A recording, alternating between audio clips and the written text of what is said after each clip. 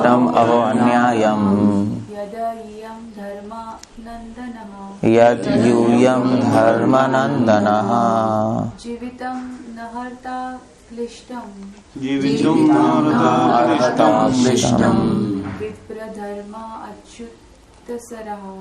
विप्रधर्मा अच्युताश्रया. Okay, सो हम word to word meaning पढ़ रहे हैं. अहो ओ कष्टम कष्ट अहो ओ अन्यायम अन्याय यत क्योंकि यूयम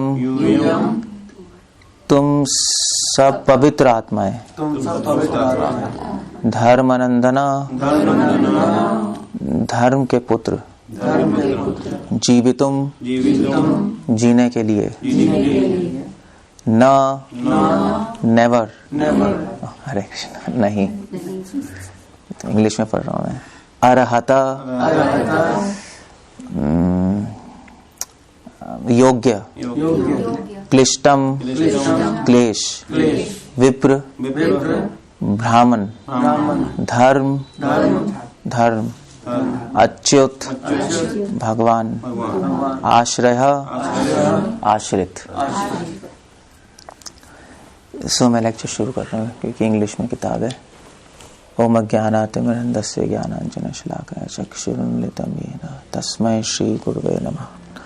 नमो विष्णुपदाय कृष्णपृष्ठाय भूतले श्रीमते भक्तिवेदांत स्वामिनिति नामिने नमस्ते सारस्वती देवे गौरवाणी प्रचारिणे निर्विशेष शून्यवादी पाश्चात्य. ओके, सो इस श्लोक में भीष्म पितामह के द्वारा बोला गया श्लोक है. और कब, जब भीष्म पितामह, इससे पहले श्लोक में आ रहा है अपतत. भीष्म पितामह जब कुरुक्षेत्र के युद्ध में बाणों की शैया पर लेटे हुए थे, मतलब ऑलमोस्ट डेथ बेड पे थे, मरने वाले हैं, अपना शरीर छोड़ने वाले हैं, अपनी इच्छा से भीष्म पितामह को ये वरदान मिला था. ऑफ कोर्स महाभारत में लिखा है कि व्यासदेव जब भीष्म पितामह से मिले एक बार, जब अम्बा और अंबिका को लेने आए थे, अपने पास लेने के लिए आए थे, वे बताने के लिए कि अब जो होने वाला है महाभारत में वो तुम लोग देख नहीं पाओगी. ये द्रौपदी हरण और पांडवों का जो वनवास है उससे पहले की बात है. तो व्यासदेव ने बोला था भीष्म पितामह को, भीष्म तुम्हारे पास इच्छा मृत्यु का वरदान है मगर इच्छा जीने का वरदान नहीं है. दैट्स इंपॉर्टेंट, क्योंकि भीष्म पितामह ने भी इतने दुखों, भीष्म पितामह की लाइफ भी बहुत प्रॉब्लम से बीती है.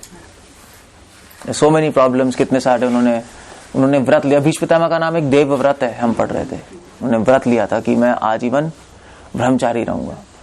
और भीष्म पितामह यहाँ पर अभी बाणों के शैया में लेटे हैं. युधिष्ठिर महाराज, कृष्ण भगवान सब भीष्म पितामह से मिलने आए हैं, या यूं कह लीजिए कृष्ण भगवान अपने दर्शन देने आए कृष्ण को, मतलब भीष्म पितामह को. और युधिष्ठिर महाराज बहुत दुखी हैं इस पॉइंट ऑफ टाइम पे, क्योंकि युधिष्ठिर महाराज सोच रहे हैं कि युद्ध में इतने सारे लोग मर गए. इसका पहला श्लोक ही शुरू होता है, हम कल डिस्कस कर रहे थे, इति भीति प्रजाद्रोहात्. युधिष्ठिर महाराज को बहुत भय लग रहा था हृदय में कि कितने सारे लोग मर गए, इतने सारा खून खराबा हो गया और इतना पाप मुझे चढ़ गया, क्योंकि युधिष्ठिर महाराज तो धर्म पुत्र है ना, इतना पाप मुझे चढ़ गया, अब क्या होगा, कैसे पाप उतरेगा. कृष्ण भगवान ने समझाने की कोशिश की मगर युधिष्ठिर महाराज को समझ नहीं आया. तो कृष्ण भगवान ने कहा ठीक है चलो भीष्म पितामह से मिलते हैं. वेल, आफ्टर ऑल प्रभुपाद लिख रहे हैं कि ये भगवान का ही संकल्प था, भगवान का प्लान था कि युधिष्ठिर महाराज को भीष्म पितामह से उपदेश कराएं कि इससे भीष्म पितामह की भी की क्या कहते हैं कि कीर्ति इस विश्व में फैल जाए. सो भगवान कुछ ना कुछ अरेंजमेंट करते हैं अपने डिवोटीज के लिए. वो अरेंजमेंट हो सकता है कि हमारे अकॉर्डिंग ना हो, नहीं, हम जिस तरह प्लान बनाते हैं कि भी ऐसा होना चाहिए, हो सकता है भगवान वैसा अरेंजमेंट ना करे, मगर ये जरूर अरेंज कर देते हैं कि अगर कोई व्यक्ति भगवान की स्तुति कर रहा है, भगवान की प्रशंसा कर रहा है, भगवान का प्रचार कर रहा है, तो भगवान भी उसका प्रचार कर देंगे पूरे संसार में। सो भगवान ने अरेंज किया। भीष्म पितामह के पास पहुंचे युधिष्ठिर महाराज। अब भीष्म पितामह युधिष्ठिर को समझा रहे हैं। अब भीष्म पितामह के पास मतलब क्या कहते हैं, बॉल इन द कोर्ट नहीं। अब भीष्म पितामह के पास ये रिस्पॉन्सिबिलिटी है कि युधिष्ठिर महाराज को कंसोल करें, पीसफुल करें कि भी चलो तुम्हारी कोई गलती नहीं है। ऑफ कोर्स फ्लैटरी नहीं, चापलूसी नहीं कर रहे, मगर धर्म के द्वारा समझाएंगे कि युधिष्ठिर जो भी हुआ वो भगवान का प्लान था, उसमें तुम्हारी कोई भी मिस्टेक नहीं है। भीष्म पितामह क्या कह रहे हैं यहाँ पर, अहो कष्टम अहो अन्यायम। सो भीष्म पितामह कह रहे हैं कि अहो कष्टम, कि आप तुमने बहुत सारे कष्ट सहे हैं। शुरुआत यहीं से कर रहे हैं। क्यों? क्योंकि प्रभुपाद लिख रहे हैं पॉपट में कि महाराज युधिष्ठिर को एक ही प्रॉब्लम थी कि इस युद्ध में कितने सारे इनोसेंट कैसे कहेंगे, निर्दोष लोगों की हत्या हो गई। मतलब आफ्टर ऑल ये फाइट दुर्योधन और युधिष्ठिर महाराज की थी। ऑफ कोर्स धर्म अधर्म की भी फाइट थी, मगर इतने सारे लोग, करोड़ों लोग मारे गए।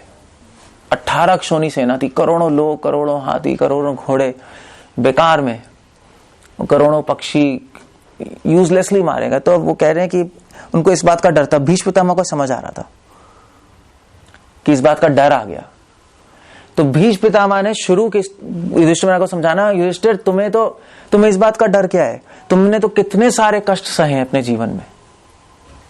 जब तुम्हें उस वक्त कोई भय नहीं आया तो अब क्यों भय आ रहा है? भीष्म पितामह ये समझा रहे हैं, इसलिए यहां से शुरू कर रहे हैं अहो कष्टम। वो समझ सकते हैं युधिष्ठिर महाराज का माइंड, उनकी फीलिंग्स नहीं, और उसके अकॉर्डिंग वो रिस्पॉन्ड कर रहे हैं। क्योंकि भीष्म पितामह खुद धर्म क्या चाह रहे हैं ना। महाभारत पढ़ोगे तो महाभारत में भीष्म पितामह ने युधिष्ठिर महाराज को धर्म के ऊपर बहुत उपदेश दिया है। बल्कि कृष्ण भगवान ने युधिष्ठिर महाराज को बोला था कि जल्दी से चल के हम भीष्म पितामह से पूछ लेते हैं, क्योंकि उनको 800 साल का एक्सपीरियंस है, 800 साल तक जिए, और प्लस 12 महाजनों में से एक महाजन भी है, धर्म पे अथॉरिटी है। और हम पढ़ रहे थे इससे पहले श्लोक में कि भीष्म पितामह से सुनने के लिए तो व्यासदेव भी आए हुए थे, सारे ऋषि मुनि, परशुराम, सब लोग यहाँ पे प्रेजेंट हैं कि भी वो क्या कहने वाले हैं। इसलिए भीष्म पितामह ने कहा कि वेल युधिष्ठिर, तुम क्यों डर रहे हो, तुम क्यों चिंता कर रहे हो? तुमने तो इतने कष्ट सहे। कष्ट कैसे सहे? जैसे वनवास हुआ नहीं हुआ, और मतलब शरीर के कष्ट, अहो कष्टम, शरीर के कष्ट सहे। और फिर द्रौपदी का चीरहरण हुआ, उसमें भी द्रौपदी को शरीर का कष्ट मिला। इनफैक्ट चीरहरण में द्रौपदी को सारे पांडवों को मानसिक क्लेश भी पहुंचा नहीं। तो तुम्हें सिर्फ शरीर का क्लेश नहीं पहुंचा, मगर घर खराब खत्म कैसे हो रहा है? फ्लावर नहीं, मानसिक क्लेश भी हुआ, शारीरिक क्लेश भी हुआ तुम्हें। उस टाइम तो तुमने बहुत कॉन्फिडेंस से, धीर पुरुष की तरह सारे क्लेश सह लिए, तुम्हें कोई भी भय नहीं हुआ। अहो अन्यायम, और अन्याय भी तुमने सहा। जबकि जैसे ये इसमें अन्याय हुआ था युधिष्ठिर महाराज के साथ, जब युधिष्ठिर महाराज को लाक्षागृह में भेजा था, दुर्योधन ने कहा था ठीक है लाक्षागृह में रह लो, मैंने बहुत अच्छा आपके लिए महल बनाया है, वो रहे, मगर पीछे से उन्होंने ऐसा प्लॉट किया था कि आग लगा देंगे। द्रौपदी के चीरहरण में अन्याय हुआ, शकुनी ने चीटिंग की थी। वो डाइस शकुनी ने हड्डी के बनाए थे, और वो उस डाइस को कंट्रोल कर सकता था शकुनी।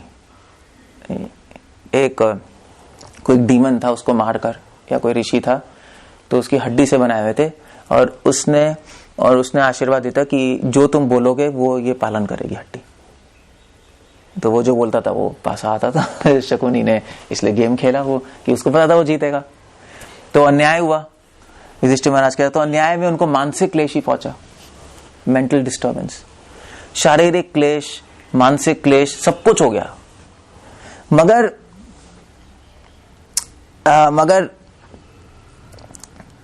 यदि यूयम धर्मानंदना, भीष्म पितामह कह रहे हैं कि तुम तो धर्म नंदन हो। धर्म नंदन मतलब धर्म के पुत्र, साक्षात धर्मी हो। ये तुम्हारे साथ होना नहीं चाहिए था, फिर भी हो गया तुम्हारे साथ। नहीं, मगर इसमें एक पॉइंट है। पॉइंट ये है कि इसका मतलब है कि जो भी तुम्हारे साथ हुआ है वो तुम्हारे कर्मों के अनुसार नहीं हुआ है। यद यूयम, यद मतलब होता है बिकॉज, क्योंकि क्यों हुआ है तुम्हारे साथ, भीष्म पितामह कह रहे हैं। युधिष्ठिर महाराज ने पूछा भी मेरे साथ ही क्यों हुआ है? इतने सारे लोग हैं, सब आराम से रह रहे हैं, मतलब मैं परफेक्टली धर्म को फॉलो कर रहा हूं।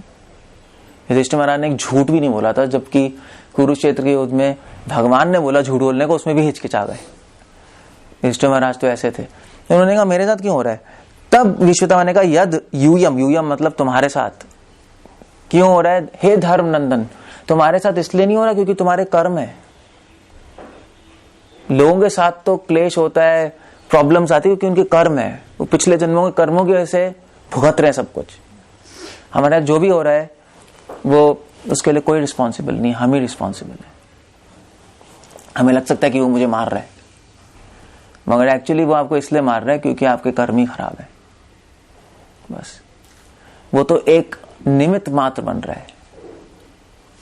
ये जो कर्मों का चक्र है उसमें आपको आपके पाप और आपको दुख या सुख देने के लिए बस। मगर ऐसा लगता नहीं है, नहीं ऐसा लगता नहीं है। जो अधर्मी होते हैं उनको नहीं पता होता है, जिनको धर्म का कोई ज्ञान नहीं, जिनको बड़े बड़े लॉस का जिनको लॉज ही नहीं पता क्या चल रहे हैं, उसको लगेगा इसने मार दिया, इसने मार दिया, इसने मार दिया। मगर एक्चुअली ऐसा कुछ नहीं। जैसे पुलिस होती है, ऐसे चोर है, चोर अगर चोरी करेगा पुलिस आगे मारेगी नहीं मारेगी?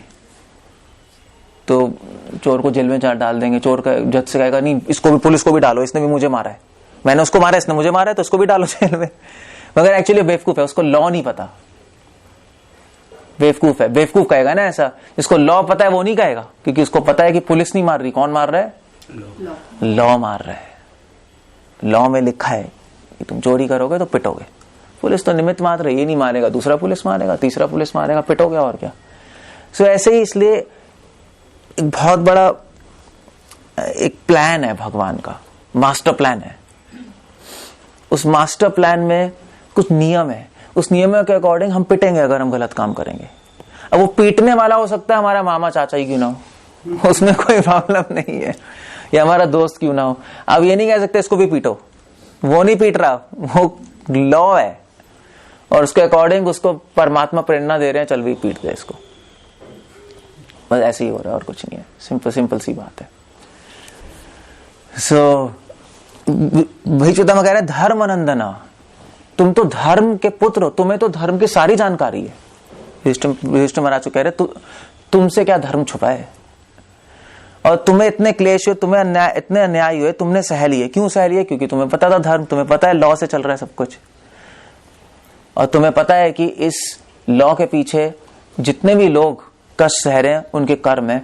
मगर तुम्हें यह भी पता है कि जो तुम्हें कष्ट हो रहे हैं, जो तुम्हें अन्याय हो रहा है, वो सब क्यों हो रहा है? तुम्हारे कर्मों कैसे नहीं, वो किसके लिए हो रहा है?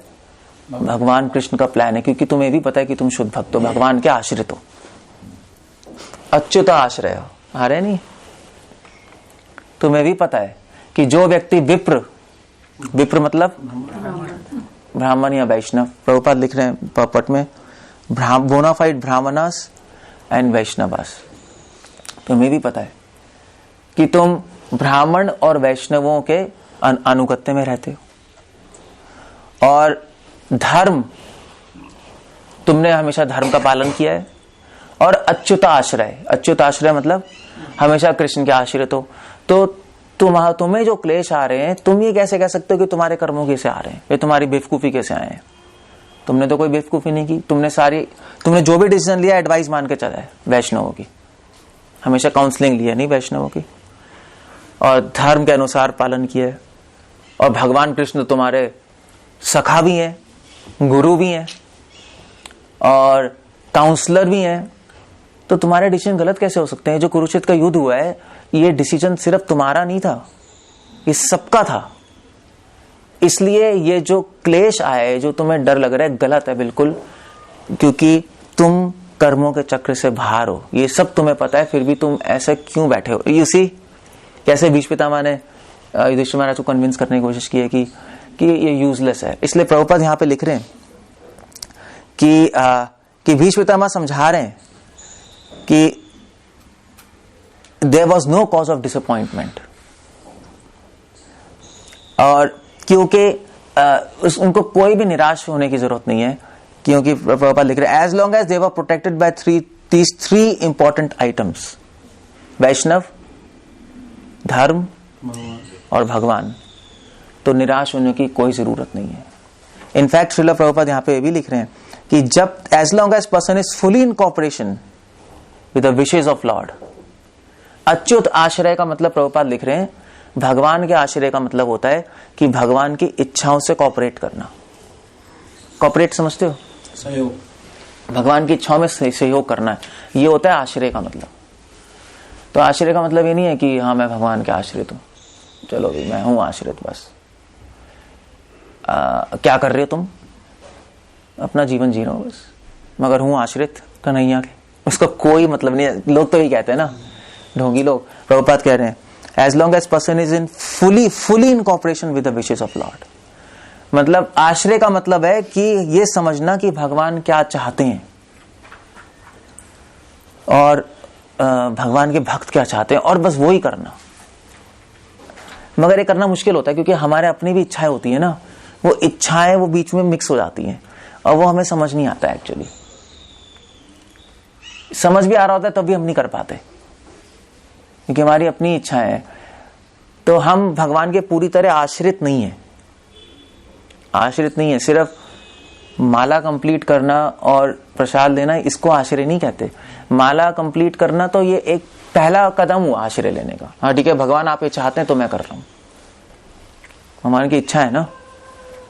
प्रसाद आप चाहते हैं मैं बाहर का नहीं खाऊंगा, मैं कर रहा हूं, आप आश्रित हैं। बट प्रभुपाद लिख रहे हैं फुली इन कॉपरेशन। युधिष्ठिर महाराज की हर इच्छा, हर विचार वो ही था जो भगवान चाहते थे, बस। And guided by bonafide brahmanas and vaishnavas. और भीष्म पितामह ने कभी दूसरी बात है कि तुम तो विप्र, तुम तो सारे वैष्णवों, जो भी वैष्णव कहते थे, जो भी वैष्णव कहते हैं, जो भी ब्राह्मण कहते हैं, तुमने उनकी बात मानी है नहीं? बल्कि उनके आदेश के अनुसार तुमने अपने प्लान्स रखे, अपने आप से डिसीजन नहीं लिया तुमने कभी भी। तुमने हमेशा सभाएं बुलाई और उसमें डिस्कशंस की और फिर तुमने डिसीजन लिया, नहीं? तो सोली तुम रिस्पॉन्सिबल नहीं हो इस एक्ट के लिए। और फिर उसके बाद स्ट्रिक्टली फॉलोइंग रिलीजियस प्रिंसिपल्स, धर्म, विप्र धर्म अच्युताश्रय, विप्र के, धर्म के और भगवान के आश्रित हो। धर्म के आश्रित भी। धर्म का आश्रित मतलब है कि धर्म के नियमों का पालन करना। धर्म में कई नियम है नहीं, कुछ करना है और कुछ नहीं करना है। जो करना चाहिए तुमने किया, जो नहीं करना तुमने नहीं किया। सो वैष्णवों का आश्रय मतलब होता है, तीनों चीजों का उन्होंने आश्रय लिया है। वैष्णव का आश्रय मतलब होता है कि वैष्णवों की गाइडेंस में रहना। धर्म में आश्रय का मतलब होता है कि धर्म में जो नियम है उसका पालन करना। और भगवान के आश्रित का मतलब होता है कि भगवान की इच्छाओं को, भगवान की इच्छाओं में सहयोग करना।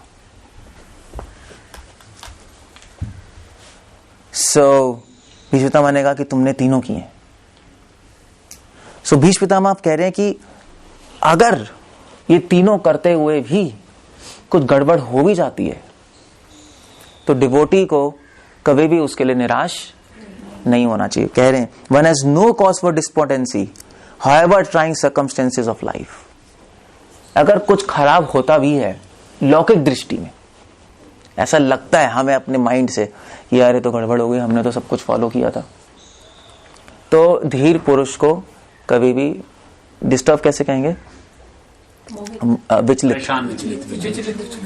विचलित नहीं होना चाहिए, परेशान नहीं होना चाहिए, क्योंकि वो पूरी गाइडेंस में रहे। और दूसरी तरफ अगर कोई व्यक्ति वैष्णवों की गाइडेंस में नहीं चल रहा, धर्म के अनुसार अपना जीवन नहीं जी रहा है, अपने मन से एक्शंस करता जा रहा है, इवन डिवोटीज, अपने मन से तलते जा रहे हो और सब कुछ अच्छा भी हो रहा है, तो भी अच्छा होते हुए भी वो बहुत क्या कहते हैं दयनीय स्थिति है, क्योंकि वो आपको लग रहा है अच्छा हो रहा है मगर एक्चुअली आप पूरी तरह माया में हो।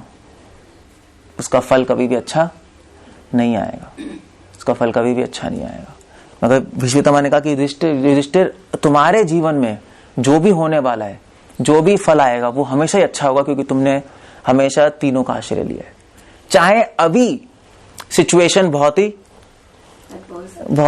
उल्टी लग रही हो मगर अंत सही होगा। चाहे शुरुआत खराब लग रही हो मगर अंत सही होता है। जो धर्म वैष्णव और भगवान का आश्रय लेते हैं, मगर जो धर्म वैष्णव और भगवान का आश्रय नहीं होते उनकी शायद शुरुआत बहुत अच्छी हो, जोर जोर से हो, यस, मगर अंत हमेशा बुरा होता है, उनका हमेशा बुरा होता है। वो भी कृष्णा भी गीता में कह रहे हैं कि जो शुरू में अमृत होता है वो बाद में विष लगेगा। जैसे भोग शुरू में अमृत लगता नहीं लगता है, 1 सेकंड का मजा तो आता ही है, 2-3 मिनट का मजा ही है बस, मगर अंत में फिर वो दुखी देता है। और दूसरी तरफ जो शुरू में अमृत है, जो शुरू में विष है, वो बाद में अमृत लगेगी। जैसे तपस्या है, थोड़ी सी तपस्या, सुबह उठ के जल्दी उठना पड़ता है, ठंडे पानी से नहाना पड़ता है, थोड़ी तपस्या है, बट बाद में बहुत इफेक्ट देगी, क्योंकि धर्मशास्त्रों में लिखा है कि सुबह उठ के ठंडे पानी से ही नहाना चाहिए। आप कहोगे यार ये कैसा है, ये तो प्रॉब्लम है, खराब हो जाएगी बॉडी, मगर एक्चुअली आपको पता नहीं है, बाद में बहुत इफेक्ट देगी, उससे इम्यूनिटी बहुत बढ़ जाती है। ये साइंस में रिसर्च भी हो चुकी है, कभी बीमार नहीं होगे। बल्कि मैं चरक संहिता में पढ़ रहा था, जो सुबह उठ के ठंडे पानी से नहाएगा ठंड में, वो गर्मी में कभी बीमार नहीं होगा। फ्लू आ जाता है ना, फ्लू आता है, फीवर हो जाते हैं, फैल नहीं जाते, वो बीमार नहीं हो सकता, बॉडी के टेम्परेचर्स एडजस्ट हो जाते हैं, ऐसा भी है। अब थोड़ी सी तपस्या है भगवान की बात मानने में, मगर अगर मान लेंगे तो हम हेल्दी रहेंगे, मन से भी, शरीर से भी और आत्मा से भी, तीनों से। अगर तीनों की बात मानेंगे तो तीनों ठीक रहेंगे, वैष्णव, धर्म और भगवान, मन, शरीर और आत्मा बिल्कुल स्वस्थ रहेगी। इसलिए प्रभुपाद लिख रहे हैं यहाँ पर कि भीष्म पितामह ये समझाना चाहते थे युधिष्ठिर महाराज को, जीवितुम न अर्थ क्लिष्टम। भीष्म पितामह ने कहा कि युधिष्ठिर, अगर तुम्हारी जगह, तुम लोगों की जगह कोई और होता ना, जीवितुम न अर्हता, वो जी भी नहीं पाता, इतने सारी प्रॉब्लम्स आई है तुम्हें, इम्पॉसिबल था। नहीं मतलब द्रौपदी का चीरहरण हो गया, कोई स्त्री जी सकती हो तो सुसाइड कर लेगी वहां।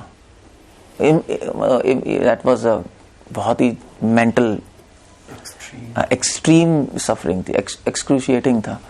और पांडवों का जो हुआ, एक के बाद वनवास, मारने की कोशिश की, जहर दिया, वो तो इम्पॉसिबल था। उसके बाद सबसे बड़ी चीज तो है कि युद्ध होने के बाद जब सब कुछ सही हो गया तो सबसे बुरा हुआ कि कृष्ण उनको छोड़ के चले गए। ये तो कुंती महारानी कह रही है कि ये महाराज जो भी हुआ, जो भी दुख आया हमें, जो भी प्रॉब्लम्स आई, जो भी कष्ट हुआ, जो भी अन्याय हुआ, सबसे बड़ा न्याय तो, सबसे बड़ा कष्ट तो कृष्ण ही है कि आप हमें अब छोड़ के जा रहे हैं। बल्कि वो कष्ट और अन्याय ज्यादा अच्छे थे, एटलीस्ट हम हमारे साथ थे तो सही, मगर ये सबसे बड़ा न्याय है कि आप हमें, अब सब कुछ ठीक करके आप जा रहे हो और अब हमें सबसे ज्यादा कष्ट दे रहे हो। तो पूरे जीवन उनको दुखी मिला है। क्यों मिला है? क्योंकि भगवान की प्लानिंग थी।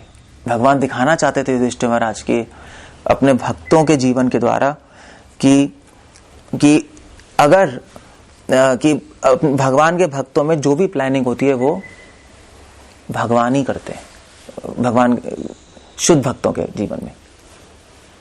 और शुद्ध भक्त कौन है? शुद्ध भक्त वो है जो तीनों के आश्रित रहते हैं, विप्र, धर्म और अच्युत, तो तीनों के आश्रित रहते हैं। अच्युत, एक्चुअली अच्युत वर्ड भी इसलिए इस्तेमाल किया, अच्युत मतलब क्या होता है?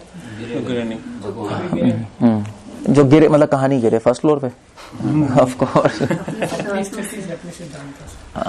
जो कभी अपने संकल्प से च्युत नहीं होते, उनका संकल्प कभी भी टूटता नहीं है, इसलिए उनको अच्युत कहते हैं। सो अच्युत शब्द इसमें इस्तेमाल किया है कि भक्त क्योंकि भगवान का संकल्प कभी नहीं टूटता। सो भक्त भगवान के संकल्प को बनाए रहने के लिए कुछ भी कर सकते हैं। भगवान की सहायता कर रहे हैं ना। भगवान ने संकल्प लिया कि धर्म की स्थापना होगी, और भगवान का नाम अच्युत है। भक्त ये नहीं चाहते कि इतिहास कहे कि भगवान अपने संकल्प से च्युत हो गए। वैसे तो होंगे नहीं, वो चाहे कुछ भी हो जाए, बट भक्त भी नहीं चाहते नहीं। सो भक्त पूरा कॉपरेट करेंगे, कृष्णा हम भी आपके संकल्प को कभी च्युत होने नहीं देंगे, इसलिए अच्युत वर्ड इस्तेमाल किया यहां पर। So that's a point we have to understand है कि हो सकता है हमारे जीवन में भी प्रॉब्लम्स आए। अब वो प्रॉब्लम्स हमें हमारे कर्मों की वजह से आ रही हैं या भगवान का प्लान है, ये कैसे पता लगेगा? क्वेश्चन ये है नहीं, ये पता लगेगा। अब हमारे जीवन में क्या हो रहा है, कर्मों की वजह से, भगवान के प्लान की वजह से, वो कैसे पता लगेगा? वो आप खुद ही डिसाइड करो। और वो डिसाइड करने का तरीका ये तीन जो फैक्टर्स हैं, अगर आप इन तीनों के अकॉर्डिंग चल रहे हो तो भगवान का प्लान है।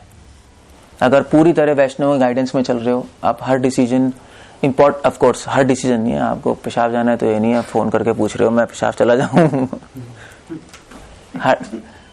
ऐसा भी होता है, वैसे लोग पागल हैं। सो ऑफ कोर्स आप अगर आपका हर डिसीजन वैष्णव के अकॉर्डिंग है, इंपॉर्टेंट डिसीजन जो आप ले रहे हो, अपने माइंड से नहीं ले रहे, और अगर आप धर्म का पालन कर रहे हो, ऑफ कोर्स उसके लिए धर्म की अंडरस्टैंडिंग भी होनी चाहिए आपको। और अगर भगवान के आश्रित हो, भगवान की इच्छाएं समझते हो और भगवान की इच्छाएं पूरी करने की कोशिश कर रहे हो, अपनी इच्छाएं छोड़ के। हो सकता है हम कुछ करना चाहते हो, जरूरी भी हो, मगर हो सकता है कि टाइम नहीं है वो करने का, क्योंकि भगवान की इच्छाएं पूरी करनी है। ऐसा भी होता है नहीं, हो सकता है कि हम लोग जैसे महाराज भी कह रहे थे इस बार व्यास पूजा पे कि कई, जैसे मध्वा संप्रदाय है, तो मध्वा संप्रदाय में कई गृहस्थ हैं, एटलीस्ट एक तो है ही, एक्चुअली 2-3 गृहस्थ हैं जो बहुत स्कॉलरली हैं, उनको सारे श्लोक आते हैं, सारे शास्त्र आते हैं, और वहां के जो सन्यासी हैं शायद उनको इतने नहीं आता। एक्चुअली कई गृहस्थों को बुलाते भी हैं वो लेक्चर देने के लिए, सन्यासी खुद सुनते हैं। कौन ज्यादा एलिवेटेड है, सन्यासी या गृहस्थ? आपको सन्यासी, क्योंकि सन्यासी जो जरूरत है वो कर रहा है। गृहस्थ तो अपना स्कॉलरलीनेस में, वो भी गलत नहीं है शास्त्र पढ़ना वो, मगर गृहस्थ वो नहीं कर रहा जो एब्सोल्युटली जरूरी है। सन्यासी का रोल अलग है। सन्यासी का रोल है मैनेजमेंट करना, मठ को संभालना, डिवोटीज की केयर करना, प्रीचिंग करना। उसमें टाइम तो है नहीं इतना कुछ पढ़ने के लिए, गृहस्थ के पास टाइम है। तो गृहस्थ ठीक है, गृहस्थ के पास वो रिस्पॉन्सिबिलिटी नहीं है, वो अपना टाइम पढ़ने में लगा रहा है। गृहस्थ अपनी जगह एलिवेटेड है, मगर सन्यासी भी अपनी जगह उतना ही एलिवेटेड है, चाहे ऐसा लग रहा है कि उसको कम आता है। यू सी, उसको इतनी नॉलेज नहीं है जितनी उसको है, मगर ऐसा नहीं कह सकते उसको नॉलेज नहीं है तो वो इतना एलिवेटेड कैसे कहेंगे? भक्ति में नहीं, उत्साहित नहीं, भक्ति में उत्तीर्ण जरूरी नहीं है। ऐसा लग सकता है नहीं, अरे इनको ज्यादा आता है, इनको कम आता है तो इतने एलिवेटेड नहीं है, ऐसा नहीं है। क्योंकि हमें देखना पड़ेगा कि सन्यासी की पोजीशन में वो डिवोटी वो कर रहा है जो रिक्वायर्ड है, जो भगवान चाहते हैं वो कर रहा है। वहां पर प्रभुपाद अपने लेटर में भी लिख रहे हैं कि पांडवों, स्पेशली अर्जुन को इतनी नॉलेज नहीं थी जितनी और ऋषि मुनियों की थी।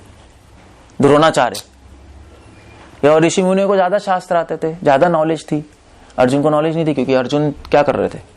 अर्जुन तो प्रैक्टिस कर रहे थे, वो एंड एरो सारा टाइम, तो लड़ाई, थोड़ी नॉलेज थी मगर उतनी नहीं थी। तो क्या अर्जुन एलिवेटेड नहीं है? क्योंकि अर्जुन अपनी पोजीशन में क्या कर रहा है? अर्जुन अपने आप को प्रिपेयर कर रहा था भगवान की इच्छा पूरी करने के लिए। ठीक है, वो ऋषि मुनि भी प्रिपेयर कर रहे थे भगवान की इच्छा पूरी करने के लिए। So that we have to understand. इसलिए अगर आपको देखना है कि आपके कर्मों की ऐसे चीजें चल रही हैं या भगवान का प्लान है, तो ये 3 चीजें देखनी पड़ेंगी। वैष्णव से गाइडेंस ले रहे हो, धर्म पालन कर रहे हो। धर्म पालन मतलब कि आपको धर्म की नॉलेज है, और भगवान के आश्रित हो। भगवान के आश्रित होने का मतलब कि आप वो कर रहे हो जो रिक्वायर्ड है। प्रभुपाद कहते थे डू द नीडफुल। ये नहीं जो आप चाहते हो वो आप कर सकते हो, मगर फिर आप कर्मों के बंधन में आ जाओगे इमीडिएटली। जैसे अपनी इच्छा पूरी शुरू करोगे कर्मों के बंधन में, ये लॉस लगने लगेंगे। सो इसलिए प्रभुपाद ने कहा था डू द नीडफुल, भगवान का मिशन आगे बढ़ाओ। हाँ, अगर आप दोनों कर सकते हो बहुत अच्छा है। अगर आप लड़ाई में भी एक्सपर्ट हो और शास्त्र में भी एक्सपर्ट हो बहुत अच्छा है, बट जो नीडफुल है उसको छोड़ के आप और कुछ नहीं कर सकते, चाहे वो भक्ति का अंगी क्यों ना हो। That's idea. इसलिए प्रभुपाद ने अपने प्रॉपर्ट में लिखा है, जब ध्रुव महाराज की कथा आती है तो प्रभुपाद लिख रहे हैं कि प्रभुपाद प्रॉपर्ट में लिख रहे हैं कि ध्रुव महाराज तो वन में थे। अब वन में ध्रुव महाराज ने डीटी वर्शिप नहीं की। डीटी वर्शिप अर्च विग्रह सेवा, तो नारद मुनि ने कहा था कि भी थोड़ी बहुत अर्च विग्रह सेवा कर लो। तो ध्रुव महाराज ने मिट्टी से बनाया था अर्च विग्रह, थोड़ा बहुत फूल पत्ती अर्पण कर रहे थे, प्रोसीजर फॉलो नहीं कर रहे थे सारा। तो प्रभुपाद कह रहे हैं कि ध्रुव महाराज नहीं कर रहे हैं, जो भी अवेलेबल था वो कर रहे थे, क्योंकि ध्रुव महाराज का लक्ष्य डीटी वर्शिप नहीं था। ध्रुव महाराज का लक्ष्य क्या था, उनके गुरु का ऑर्डर क्या था, नारद मुनि ने कहा था कि तुम्हें 24 घंटे भगवान का नाम लेना है, कि तार भगवान के नाम के तार लेने की कभी टूटे ना, कंटिन्यूस नाम लेना है। तो ध्रुव महाराज की मेडिटेशन वही थी कि नारद भगवान की इच्छा ये है कि मुझे 24 घंटे नाम लेना है, एक सेकंड भी मुझे ये जो क्या कहते हैं, ये जो नाम लेने की जो माला है वो टूटे ना। तो ध्रुव महाराज ने थोड़ी बहुत मूर्ति पूजा शुरू की, वो भी इतने नियमों से नहीं, और फिर धीरे धीरे उसको भी छोड़ते गए, पानी छोड़ दिया, खाना छोड़ दिया, सांस छोड़ दिया, और फिर क्या कर रहे थे, कंटिन्यूस केवल नाम ले रहे थे, क्योंकि उनका फोकस क्या था, नीडफुल क्या था वहां पर, भगवान की इच्छा पूरी करना, भगवान की इच्छा वो थी।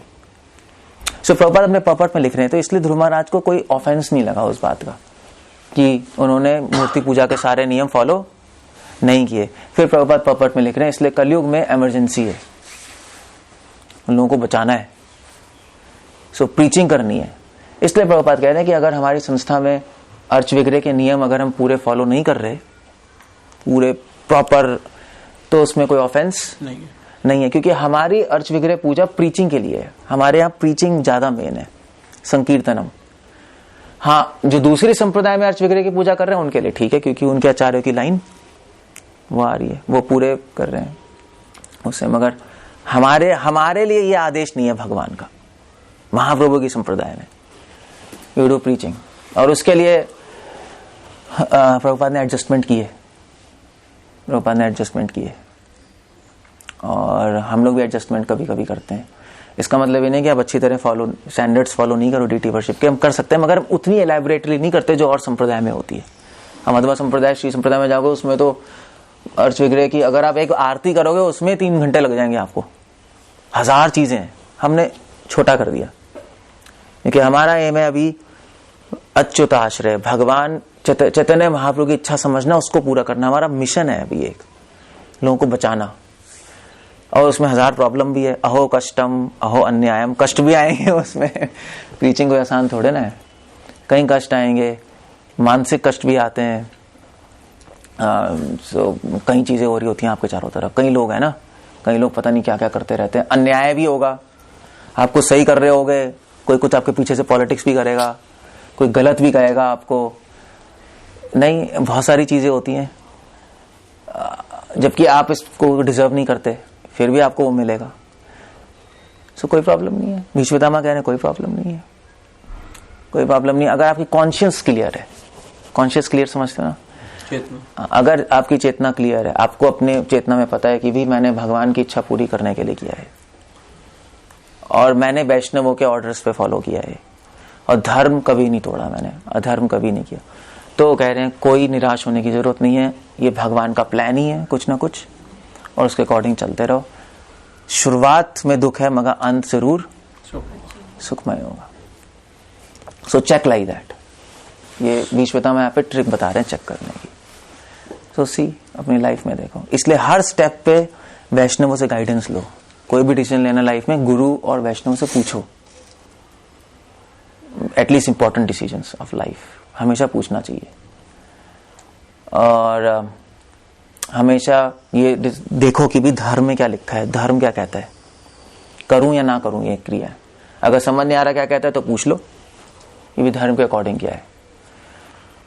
और कभी भगवान को चीट मत करो, वो आपको ही पता है नहीं कि आप भगवान के लिए कर रहे हो या अपने लिए कर रहे हो, वो कोई बता नहीं सकता, वो आपको खुद पता है।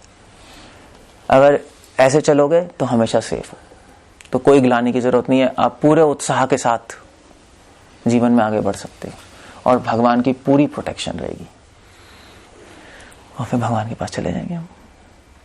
That's all. एटलीस्ट गिलानी नहीं होगी, वरना पछताना पड़ेगा इनमें। हाँ, गिलानी और पछताना तो एक अलग चीज है। पछताना तो फल गलत आएंगे ना, प्रॉब्लम्स में आओगे बाद में। ओके, कुछ पूछना है? हरे कृष्णा, श्रील प्रभुपाद की जय। बहुत अच्छा श्लोक है। वैसे तो भीष्मता में भी बोल रहे हैं जीवितुम न अर्हता क्लिष्टम। अगर ऐसे कष्ट किसी और को अन्याय होता तो वो जी नहीं पाता, सुसाइड ही कर लेता। मगर द फैक्ट कि तुम अभी तक जिंदा हो इतने कष्टों में, यही दिखाता है कि भगवान का आशीर्वाद तुम पे है। जीवितुम न अर्हता क्लिष्टम, यही एक्चुअली प्रूव करता है कि भगवान तुम्हारे साथ है, वरना इतने बड़े बड़े पहाड़ कोई पार कर ही नहीं सकता था, असंभव है। तो तुम भी चिंता क्यों करो? जब तुम इतने सारे पहाड़ पार करके यहाँ आ गए हो भगवान की कृपा से, तो इसको भी पार कर जाओगे। तो तुम अभी क्यों डर रहे हो, अभी क्यों दुखी हो? इतने लोग मर गए, ये हो गया, वो हो गया, छोड़ो ये सब, माइंड से निकालो ये सब माया है। ओके, कुछ कहना है, कुछ पूछना है? स्टॉप है। हरे कृष्ण। जैसे इसमें विप्र, धर्म और अच्युताश्रय, तीनों चीजों में से अगर तीनों चीजों ही प्रायोरिटी के बेस पे लेनी चाहिए, इनमें से भी कोई एक प्रायोरिटी हो सकता है? सबसे पहला क्या है? विप्र, वैष्णव। प्रायोरिटी वैष्णव ही है, सबसे पहले तो वैष्णव ही है, क्योंकि वैष्णवों से पता लगेगा धर्म और भगवान की इच्छा क्या है, और बताएगा कौन? तो प्रायोरिटी हुआ है। क्योंकि अगर आप कभी कंफ्यूज भी हो कि धर्म अधर्म क्या, किससे पूछोगे? वैष्णव से।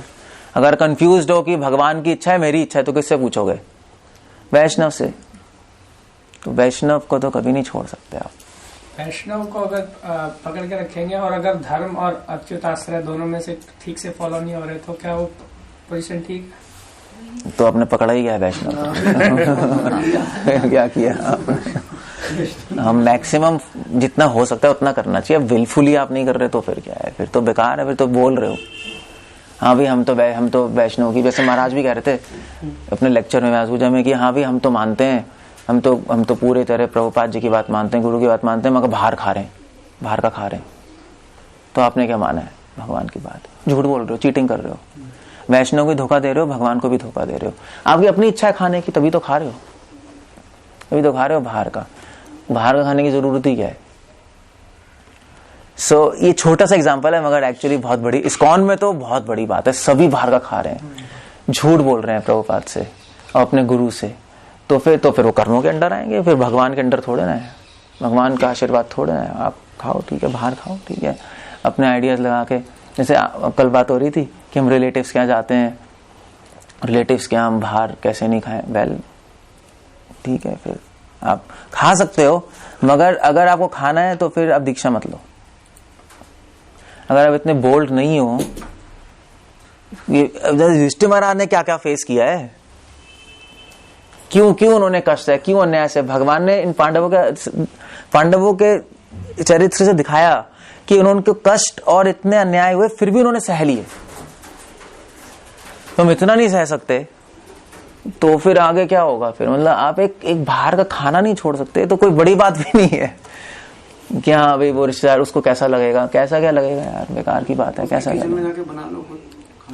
मतलब जो भी है, 1000 चीजें हैं, कैसा क्या लगेगा।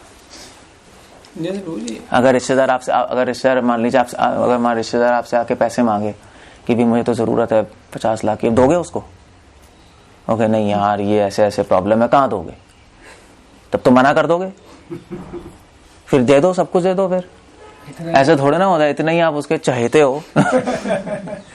ऐसा नहीं होता है। ऐसे हमारे लाइफ के प्रिंसिपल है, उसको फॉलो हमें करना पड़ेगा, वरना वो तो गड्ढे में जा ही रहा है, आप भी जाओगे। और मैंने देखा है एक्चुअली अगर प्रिंसिपल्स फॉलो करोगे तो वो धीरे धीरे अप्रिशिएट भी करेंगे। शुरू में शायद ना करें, मगर फिर बहुत करते हैं कि हाँ देखो ये मैन ऑफ प्रिंसिपल्स है, ये नहीं खाते, और फिर वो चेंज भी आते हैं कभी कभी, उनके माइंडसेट में चेंज आ जाता है, उनका माइंडसेट में चेंज आता है, उनका भी आ जाता है।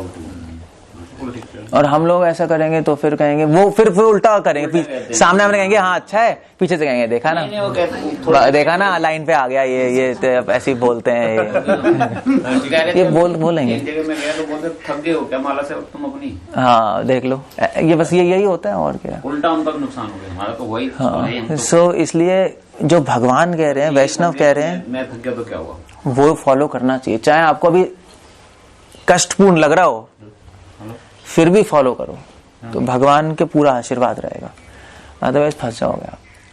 पर कहीं गए तो फिर भूख लगी तो क्या करें, फिर भूख लगे तो उनसे बोल दो फल खा लो, दूध के आइटम्स ले लो, वो तो ले ही सकते हो, उसमें कोई प्रॉब्लम नहीं है, तो माइंड में ऑफर करके ले सकते हो, वो सारे चीजें हैं, उसमें क्या है। जैसे अनंत के अभी हुआ बेटा हुआ तो उनके हमें सूत्र जो लगते हैं, तो उस केस में क्या होता है कि भाई फैमिली में बना नहीं सकते अन्न वगैरह। देखो वैष्णव केस में देखो शूद्र, ब्राह्मण, वैश्य और वैष्णव, उनके केस में अलग अलग रूल्स हैं। तो शूद्रों के केस में 13 डेज सूतक लगता है, ब्राह्मणों के केस में 3 दिन लगता है, वैष्णव के केस में 1 दिन, ऐसा भी शास्त्रों में लिखा है। क्योंकि वैष्णवों के 1 दिन इसलिए लगता है क्योंकि वैष्णव भगवान की सेवा नहीं रोक सकते, सेवा चलती रहेगी तो बनाना पड़ेगा, फिर भगवान के लिए भोगी से थोड़ा ना बनवाएंगे, तो 1 दिन का लगता है, उसमें वो एडजस्टमेंट कर ले, फिर भगवान की सेवा चलती रहेगी। तो ज्यादा कुछ बड़ी बात नहीं है, अगर लगता भी है तो। जैसे डेथ के केस में भी, हाँ डेथ में भी सब जगह ऐसी है। ओके, कुछ पूछना है तो स्टॉप है ना, दैट्स ओके। हरे कृष्णा, श्रील प्रभुपाद की जय।